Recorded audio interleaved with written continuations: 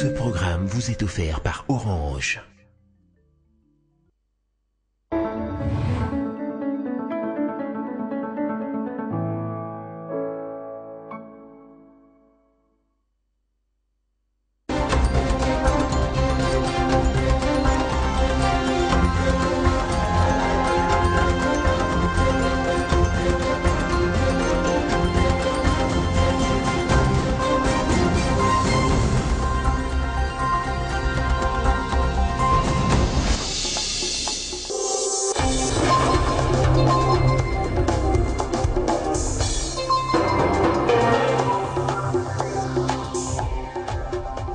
Dialogue national en RDC, le bureau politique de la majorité présidentielle s'est réuni ce samedi 11 juin à Kinshasa pour évaluer et projeter les actions à mener pour la tenue de ce forum. Les membres du bureau ont été appelés à plus d'unité et de cohésion face aux enjeux politiques qui pointent à l'horizon. Et puis, lancement ce samedi à Lubumbashi dans le Haut-Katanga de la campagne sur la révision du fichier électoral. C'est le vice-président de la CENI, Norbert Basengezi, qui a déclenché le processus en présence du vice-premier ministre et ministre de l'Intérieur et Sécurité, Évariste Boshab, ainsi que du gouverneur de cette région, Jean-Claude Kazembe. Bienvenue à tous dans ce journal sur Télé 50. La ville de Lubumbashi, chef-lieu de la province du Haut-Katanga, se prépare à accueillir la conférence des gouverneurs de toutes les provinces de la RDC. Certains gouverneurs se retrouvent déjà sur place en vue d'une bonne organisation. Parmi les ministres convoqués pour la circonstance compte Évariste Boshab, vice-premier ministre et ministre en charge de la sécurité. Toutes les énergies du Haut-Katanga sont mobilisées pour accueillir la conférence des gouverneurs. Depuis le début de la semaine, différentes délégations ne cessent de fouler le sol de la province à partir de l'aéroport international de Lubumbashi. La bonne partie des gouverneurs du pays est déjà sur place, parmi lesquels Célestin Mboulou Kabango du Olomami, Julien Paluku Kaongia du Nord Kivu, Richard Ngoï Kitangala du Tanganyika, Alex Kande Lupompa, Julien Paoluku Kaongia du Nord Kivu, Richard Ngoï Kitangala du Tanganyika. Hier déjà, le directeur de cabinet du vice-premier ministre en charge de l'Intérieur, le professeur Kaumba Lupunda, a eu une séance de travail avec le gouverneur du Haut-Katanga, Jean-Claude Kazembe, et les autres qui sont déjà sur le lieu. Dans une interview accordée à la presse locale, le gouverneur du Haut-Katanga, Jean-Claude Kazembe Moussonda, s'est félicité du choix porté par le président Joseph Kabila Kabange sur sa chère province. Il assure de mettre toutes les batteries en marche pour la réussite de ces assises. Le vice-premier ministre Évariste Boshab est aussi arrivé cet après-midi dans la ville supérieure. À l'aéroport de Luano, Évariste Boshab a été accueilli par le gouverneur du Haut-Katanga, Jean-Claude Kazembe Moussonda. Ce dernier a mobilisé toutes les couches de sa population qui a réservé un accueil chaleureux à cette deuxième personnalité du gouvernement Augustin Matata Pogno. Le porteur Évariste Boshab a déclaré que le président Joseph Kabila a choisi Lubumbashi pour raison d'infrastructure. L'objet de ces assises est aussi pour faire l'état de lieu de nouvelles provinces issues du démembrement de la RDC, a-t-il confié, et cela dans le but de booster leur développement. Lubumbashi, José Mouyumba, Télé 50. Conclave de Bruxelles, la majorité présidentielle rejette toutes les résolutions. Après le point de presse tenu vendredi à Kinshasa par le secrétaire général de la MP, Aubin Minakou, le bureau politique de cette plateforme politique s'est réuni ce samedi pour évaluer et projeter les actions à mener pour soutenir la tenue du dialogue. Les membres du bureau ont été appelés à plus d'unité et de cohésion face aux enjeux politiques qui pointent à l'horizon. Bien, il s'en dégage que la dimension séditieuse de cette rencontre a été partagée par l'ensemble de l'opinion qui ne comprend pas pourquoi faire des messes basses à Bruxelles alors que les 2 345 000 km² de la République sont à leur disposition. Nous avons également noté la démarche rétrograde des opposants qui se sont empressés à présenter leur rapport au ministre belge des Affaires étrangères comme si on était encore en période coloniale où il fallait tout rendre compte de tout aux colonisateurs. Alors face à cette tentative de détruire notre démocratie et de prendre notre peuple en otage par le mensonge et l'obscurantisme, le bureau politique a décidé de communiquer davantage et d'être plus en contact avec la population pour leur expliquer le tenant et les aboutissants de cette réunion contre les intérêts de la République et de la démocratie. Et le peuple aura à remarquer qu'aucune mention positive, une proposition en somme, n'a été faite pour conjurer le spectre du désordre post-électoral, notamment par un dialogue, en participant au dialogue, sans conditions préalables. Parce que tous les sujets posés comme préalables devraient être l'objet du dialogue. Donc si ils posent des conditions préalables, c'est qu'ils ne veulent pas en réalité du dialogue, et ce qui est dommage. Et comme l'a dit une personnalité de notre rang, eh bien Lumumba doit se retourner dans sa tombe parce que certains sont convaincus que l'histoire de notre pays doit être écrite encore en Belgique. À ce sujet, nous recevons justement Alain Atundou, porte-parole de la majorité présidentielle. Bienvenue. Merci, madame. La majorité rejette en bloc toutes les résolutions issues du conclave de Bruxelles. À votre avis, il n'y a rien de positif qui s'y dégage? Rien lorsque nous considérons l'intention et la finalité qui est de limoger la première institution de la République et de laisser un vide institutionnel handicapant au sommet de l'État. Ne trouvez-vous pas qu'en rejetant ces résolutions, vous érigez des barrières sur la route du dialogue auquel vous invitez l'opposition à y participer? Nous enlevons des barrières, au contraire.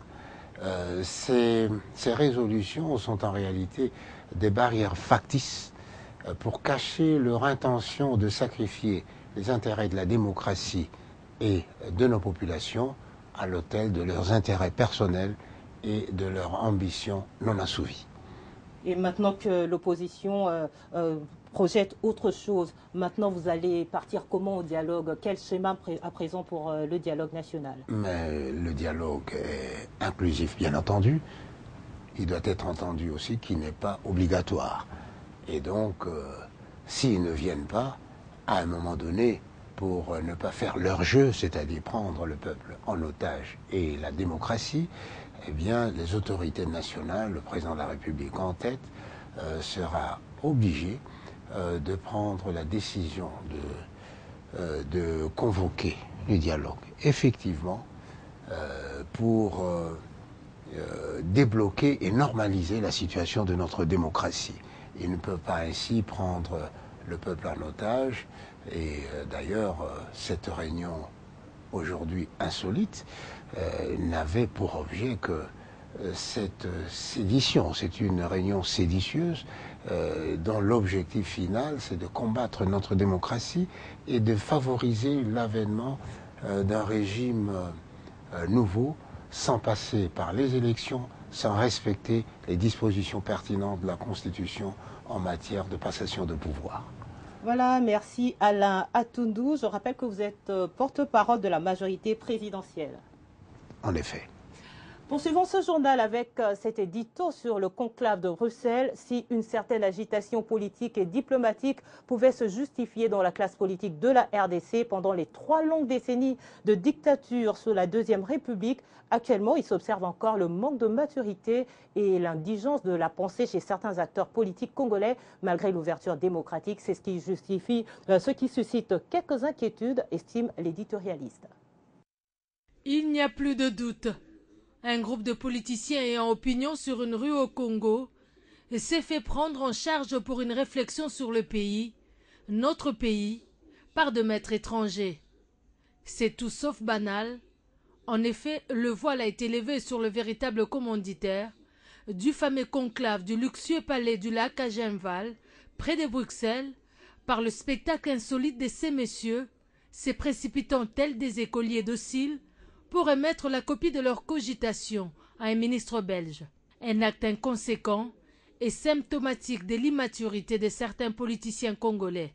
Sur le fond, alors que l'on attendait d'eux des réflexions approfondies sur les questions fondamentales concernant la vie de la nation, notamment sur les voies et moyens pour un processus électoral fiable et non conflictuel en cette année électorale, sur la sécurité de nos concitoyens de l'Est victimes d'actes terroristes ignobles et sur le développement socio-économique du pays dans un contexte de morosité dû aux fluctuations des cours de nos ressources naturelles, ils se sont limités à des rodomontades infantiles et à des attaques ad hominem contre la personne du chef de l'État, au lieu de rendre compte de leurs réflexions aux composantes du peuple qu'ils disent représenter à travers leur propre parti politique.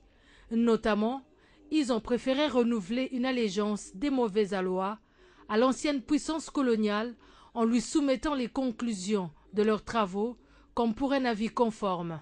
C'est cramponner ainsi dans une mémoire vive de colonisés, 56 ans après l'indépendance, n'augure rien de bon pour le Congolais si de telles personnalités arrivaient au pouvoir. Aux disciples de Lumumba et de Mzee Kabila de se mobiliser donc pour préserver le flambeau de la dignité et de l'indépendance nationale et encadrer le peuple dans une résistance légitime face aux assauts de ces marchands d'illusions et de leurs parrains.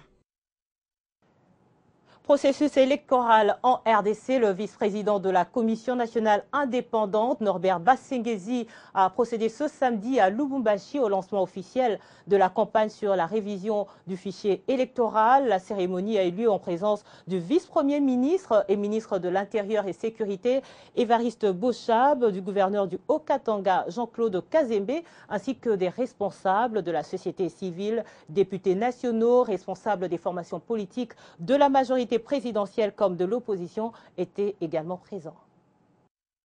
Aussitôt arrivé dans la ville publicitaire, le vice-premier ministre en charge de l'Intérieur et Sécurité, accompagné du gouverneur de la province du Haut-Katanga, Jean-Claude Kazembe Musonga, qui est rendu au bâtiment du 30 juin. Sur invitation du vice-président de la CENI, Norbert Bassengezi Katikima, il est allé participer au lancement de l'opération de révision du fichier électoral dans le Katanga. En son exposé, le vice-président de la CENI a fait savoir que pour réviser le fichier électoral, pour réviser complètement le fichier électoral, il faut 18 mois suite aux différentes contraintes telles que l'enrôlement de nouveaux majeurs qui sont évalués à 10 millions et le vote à l'Assemblée nationale de la loi sur la répartition des sièges. La séance a connu la participation des responsables de la société civile, des députés provinciaux, des acteurs politiques de la majorité et de l'opposition. Lubumbashi, José Muyumba, 50. Affaire des mercenaires recrutés par Moïse Katumbi, 4 officiers arrêtés à Lubumbashi ont été transférés hier vendredi au parquet général de la République par l'auditorat général des FARDC. Ces 4 officiers FARDC sont reprochés notamment de violation des consignes, refus d'ordre, détention illégale d'armes et munitions de guerre qui ne sont une dotation ni de la police ni des FARDC. Ils sont au nombre de 4, ces officiers transférés à Kinshasa. Ils viennent de Lubumbashi, dans la nouvelle province du Haut-Katanga. Ils sont concernés dans l'affaire présumée de mercenaires et qui touche aussi Moïse Katumbi. À Kinshasa, ils ont été transférés vendredi par l'auditorat général de FARDC au parquet général de la République. On se souvient que quelques jours avant, ces mêmes parquets a rapatrié l'Américain Daryl Lewis et poursuivi avec Moïse Katumbi et 11 autres Congolais dans cette affaire. Et le premier avocat général de la République, Victor Mumba, avait indiqué à l'occasion que l'extradition de Daryl Lewis ne clôture pas à ces dossiers. Et voilà déjà ces transfèrements des 4 officiers et fait sans doute partie de la suite promise. Les concernés sont les commissaires supérieurs principaux Mvumbi Issa Bruno, les commissaires supérieurs à Orongwashi Chapwe et les commissaires principal à Kabamba Kabongo Augustin, et 3 commissaires qui font partie de la police nationale congolaise. Et enfin, le lieutenant Dolciamou Doris des forces armées de la République démocratique du Congo. Ces 4 officiers sont reprochés notamment de violations des consignes, refus d'ordre, détention illégale d'armes et munitions de guerre et qui ne sont pas une dotation de la police ni des FARDC. Et côté parti politique, le parti de la Convention pour la Renaissance du Congo, CRC, soutient le dialogue et tient à y prendre part. Les responsables de ce parti l'ont déclaré à l'occasion de la cérémonie de recueillement organisée ce samedi pour commémorer l'an 1 de la disparition en Afrique du Sud de l'initiateur et autorité morale de CRC, Jimmy Muyange Muyambo.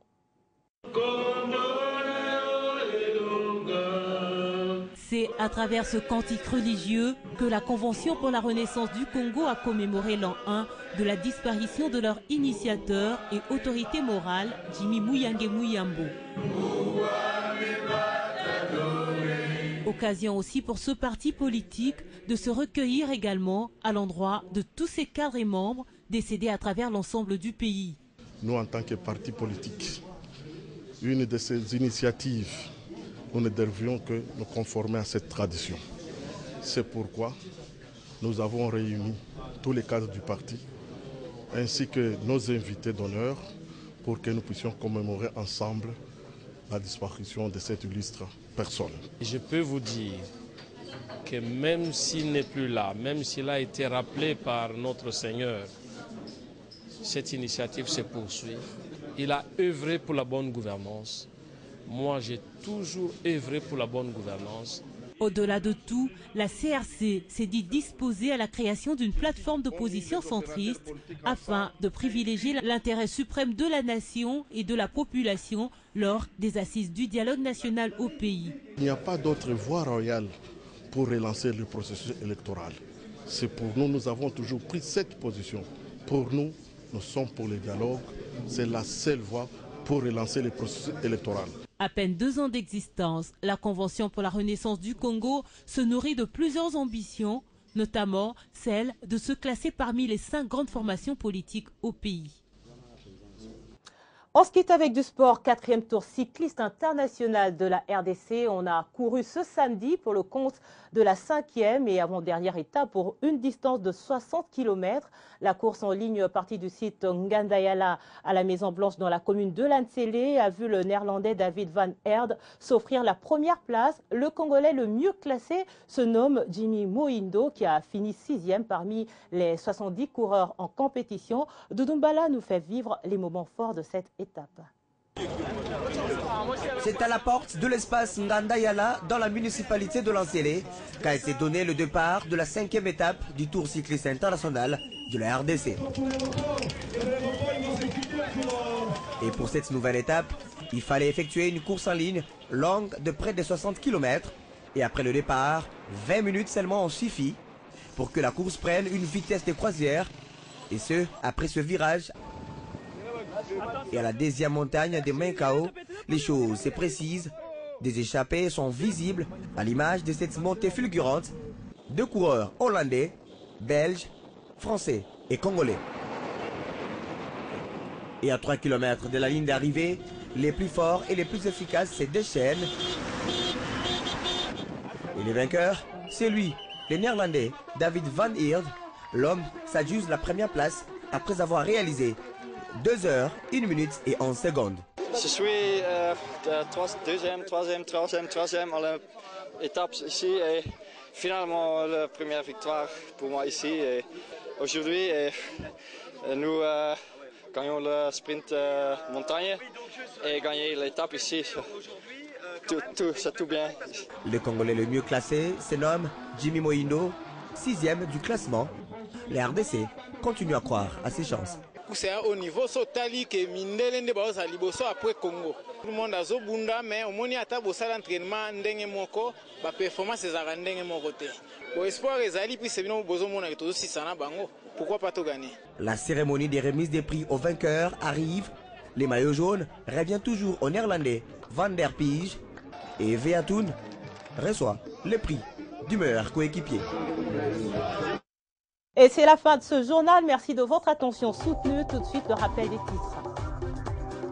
Dialogue national en RDC, le bureau politique de la majorité présidentielle s'est réuni ce samedi 11 juin à Kinshasa pour évaluer et projeter les actions à mener pour la tenue de ce forum. Les membres du bureau ont été appelés à plus d'unité de cohésion face aux enjeux politiques qui pointent à l'horizon. Et puis lancement ce samedi à Lubumbashi dans le Haut-Katanga de la campagne sur la révision du fichier électoral. C'est le vice-président de la CENI, Norbert Bassengezi, qui a déclenché le processus en présence du vice-premier ministre et ministre de l'Intérieur et Sécurité, Évariste Bochab. Dans un instant, la revue de presse.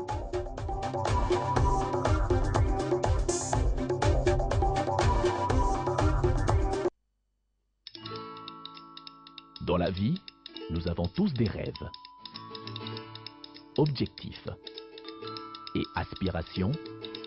Vos projets d'avenir ainsi que ceux qui vous sont chers dépendent des choix que vous effectuez aujourd'hui. C'est pourquoi la Raobank a créé Renaissance, le nouveau compte d'épargne qui vous propose un meilleur taux rémunérateur à court et à moyen terme. Ainsi, vous pourrez suivre l'évolution des intérêts générés par votre épargne et assurer un avenir meilleur à vos projets les plus chers. Raobank is my bank.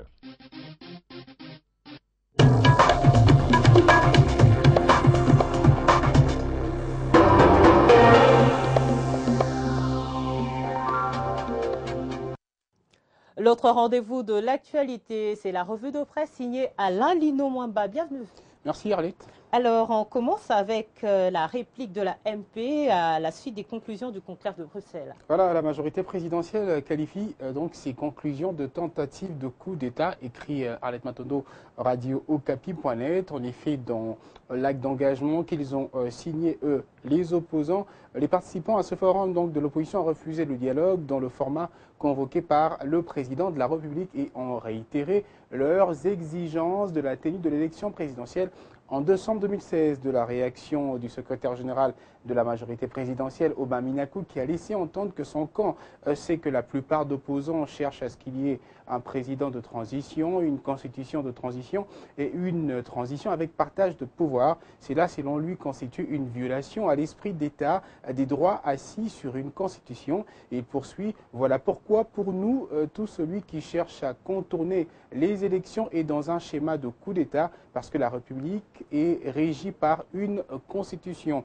Le groupe L'Avenir, qui parle d'une réaction musclée, explique que la majorité présidentielle n'a pas attendu longtemps pour répondre aux opposants conclavistes de Bruxelles. Le secrétaire général de l'AMP a fustigé les méthodes rétrogrades d'une certaine opposition à la solde de ses bailleurs. Alors le site explique que dans ces mots, Aubin Minakou n'a pas caché ce regret pour une opposition qui, 56 ans après l'indépendance, recourt toujours aux mêmes méthodes et aux mêmes pratiques des années 60 et 90 qui ont sémé le chaos, mis en mal le processus démocratique et sapé le tissu économique de la République démocratique du Congo. Pour le speaker de la Chambre basse du Parlement, le conclave de la capitale belge n'est rien d'autre qu'un complot contre la République. Et oui, l'actualité, Alain, c'est aussi l'Euro 2016 et de RFI. Vous êtes tombé sur un bel article qui cite des joueurs africains. Voilà, il s'agit en fait de 43 joueurs qui auraient pu disputer, Arlette Matondo, la Coupe d'Afrique de Nations Cannes, donc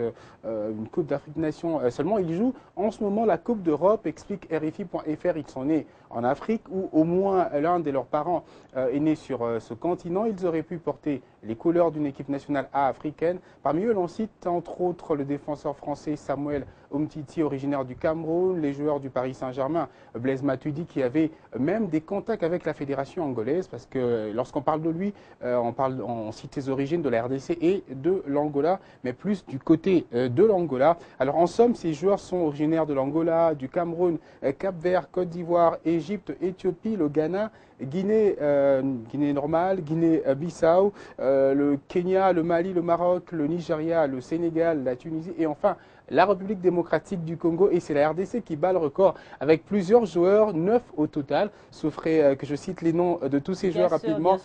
On a Michi Batshuayi qui joue en Belgique, Christian Benteke, Belgique, Jason Denayer, Belgique, Christian Kabasele, Belgique, Jordan Lukaku, Belgique encore, Romelu Lukaku, Belgique, Steve Mandanda France, Eliakim Mangala France et enfin Denis Zakaria pour la Suisse. Donc ils sont donc chez les A.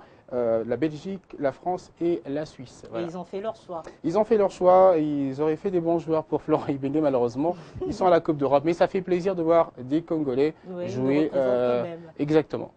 Merci Alain pour cette sélection des titres. Je vous en prie. Voilà, cette édition est complètement terminée. Merci de votre attention soutenue. L'actualité se poursuit sur www.tele50.com.